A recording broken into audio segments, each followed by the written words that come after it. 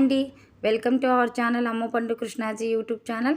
ఈరోజు ఎంతో రుచికరమైన అలసంద గుగ్గిలు తయారు చేస్తున్నానండి. అలసంద గుగ్గిలు తయారీ విధానం కూడా చాలా ఈజీ అండి. ఇందుకు మొదట 1/2 కిలో అలసందలను తీసుకొని రాళ్ళు లేకుండా శుభ్రం చేసుకోవాలండి.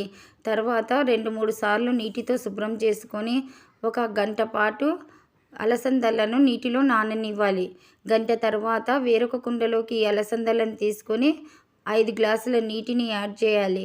తర్వాత పొయ్యి వెలిగించి పొయ్యిపై కుండ పెట్టి ఒక 15 నిమిషాలు బాగా ఉడకనివ్వాలండి. ఈ అలసందలను 15 నిమిషాల తర్వాత ఇలా మెత్తగా తయారవుతాయండి. ఆ తర్వాత స్టవ్ పై నుంచి కుండ దించి అలసందలలో ఉన్న నీటినంటిని తీసుకోవాలండి.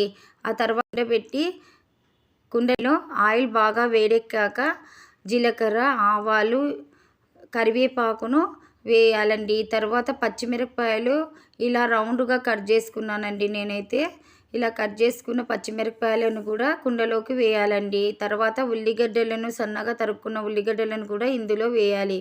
తర్వాత పసుపు, కారము, గరం మసాలాను కూడా కొద్దిగా వేసుకోవాలండి. కారం అయితే చూసి వేసుకోవాలి.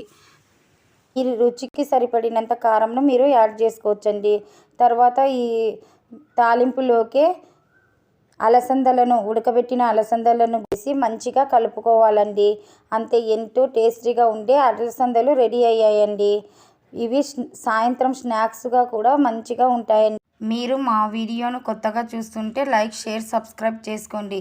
మా యూట్యూబ్ ఛానల్ పేరు అమ్మపండు కృష్ణాజీ. ఈ రెసిపీని ట్రై చేసి ఎలా ఉందో కామెంట్ చేయండి.